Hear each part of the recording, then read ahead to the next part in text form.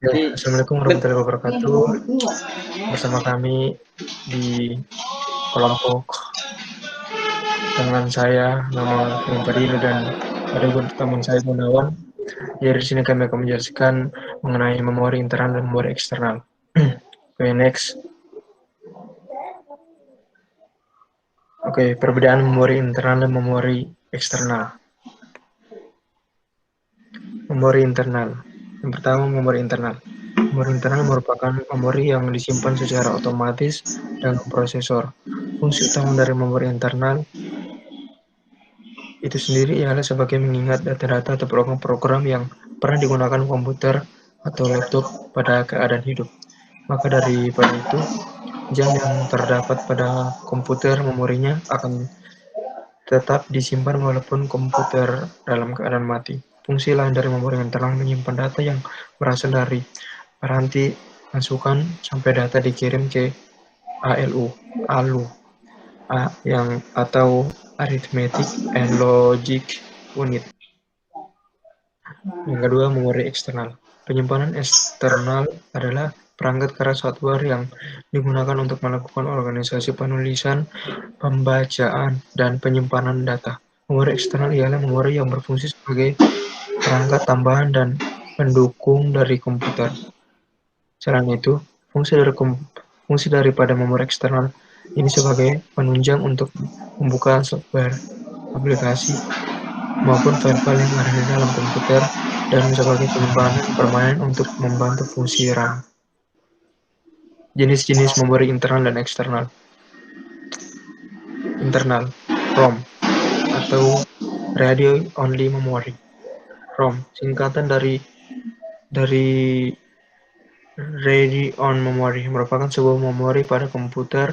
Fungsi ROM adalah sebagai pengingat aktivitas yang sedangkan dilakukan saat komputer berjalan. Meskipun komputer tidak dialirkan di listrik, ROM ini tetap berjalan. Pada umumnya, ROM sering juga disebut firmware atau juga BIOS, dan orang-orang masih tidak bisa melihat perbedaan RAM dan ROM. Jenis ROM, PROM, atau Programmable Read Only Memory, dapat diprogramkan sekali saja oleh programmer. Yang kedua, EEPROM, atau Programmable ROM, dapat dihapus dengan sinar ultraviolet serta dapat diprogramkan kembali berulang-ulang. Yang ketiga, EEPROM, atau Electrical Erasable Programmable ROM, dapat dihapus secara elektronik dan dapat diprogramkan kembali. Yang kedua, CMOS,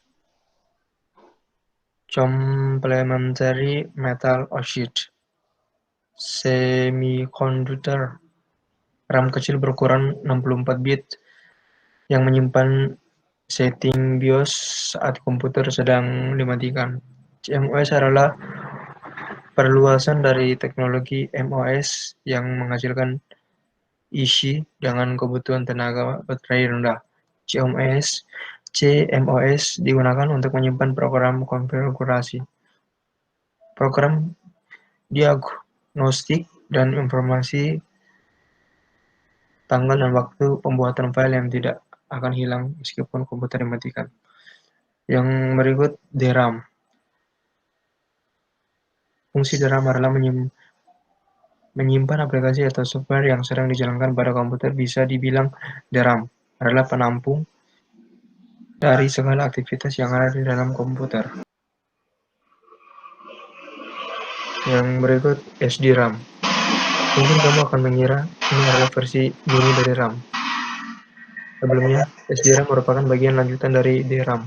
Keunggulan dari SD-RAM sendiri adalah dari sisi kecepatan dibandingkan dengan DRAM karena bekerja pada frekuensi bus 66 MHz dan SD-RAM hanya membutuhkan tegangan sebesar 3,3 volt dan mempunyai access time sebesar 10 ns. Berikut charge.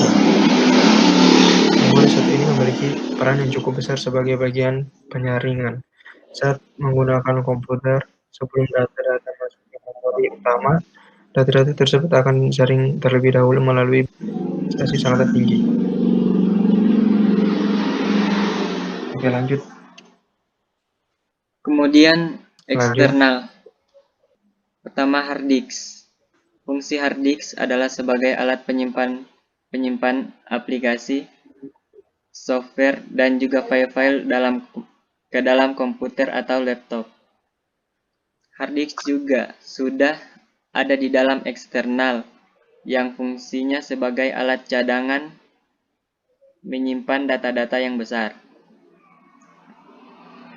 Kedua, floppy disk. Sebelum ada flash disk, dulu ada alat untuk memindahkan file secara portable, adalah menggunakan floppy atau bisa disebut dengan disket. Disket ini berbentuk persegi dengan adanya cakram di dalamnya. Fungsi disket sendiri adalah sebagai alat untuk menyimpan data yang dapat dibawa kemana-mana. Ukuran memori dari disket biasanya lebih dari beberapa MB saja. Ketiga, flash disk. Flash disk merupakan hasil pembaruan dari floppy disk dengan ukuran bermacam-macam dari sedang hingga kecil. Flash disk kini lebih banyak digunakan oleh masyarakat. Fungsi dari flash disk sendiri sama dengan floppy disk, yakni sebagai alat penyimpanan data yang dapat dibawa kemanapun. Dari segi ukuran pun, flash disk jauh lebih besar dari floppy disk. Bahkan kini sudah mencapai sampai 1 terabyte. Keempat, compact disk. Compact disk atau CD juga salah satu memori eksternal yang digunakan pada komputer. Fungsi dari CD adalah sama dengan flash disk dan disket, yakni sebagai alat untuk memindahkan file dan dapat dibawa kemana saja. Kesimpulan, jadi perbedaan utama dari memori internal dan eksternal terdapat pada fungsinya. Fungsi utama memori internal itu sendiri ialah sebagai pengingat data-data atau program-program yang pernah digunakan saat komputer atau laptop pada keadaan hidup. Sedangkan fungsi dari memori internal adalah sebagai penunjang untuk membuka software, aplikasi maupun file-file yang ada di dalam komputer dan sebagai penyimpanan permanen untuk membentuk fungsi RAM. Memori eksternal memiliki beberapa jenis yaitu ROM, DRAM, CMOS, RAM, SD-RAM, dan cache memory. Sedangkan memori eksternal memiliki beberapa jenis seperti hard disk, floppy disk, flash disk, compact disk, dan pita magnetik. Sekian itu saja presentasi dari kami. Video. Lebih dan kurangnya mohon maaf. Assalamualaikum warahmatullahi wabarakatuh.